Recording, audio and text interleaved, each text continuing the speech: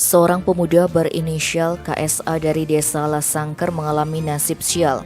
Ia dikeroyok 3 orang pemuda yakni GTA dari desa Sangsit, KAJA dari kecamatan Buleleng, dan KAY dari desa Sudaji.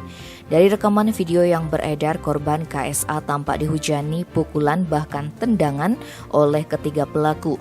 Bahkan korban sempat dipukul menggunakan sebuah helm. Dalam video itu korban terlihat meminta maaf kepada para pelaku, namun para pelaku sama sekali tak peduli dan terus menghajar korban KSA.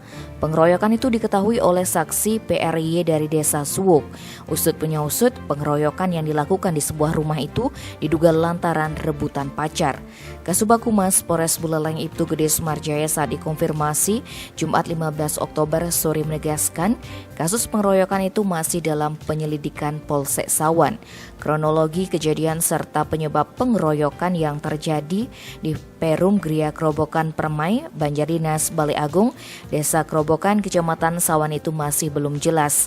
Sumarjaya menambahkan ketiga pelaku kini masih dalam pemeriksaan di Polsek Sawan. Hasil pemeriksaan sementara terungkap peristiwa pengeroyokan itu terjadi Rabu 13 Oktober sekitar pukul 13 WITA. Korban KSA dikeroyok oleh 3 pemuda yang tidak dikenal.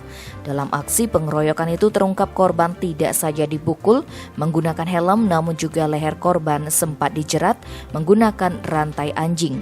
Setelah dilakukan penyelidikan, polisi berhasil mengamankan 3 pelaku serta barang bukti 1 helm berwarna putih, 1 buah rantai pengikat anjing, serta rekaman video berdurasi 30 detik yang direkam lewat smartphone.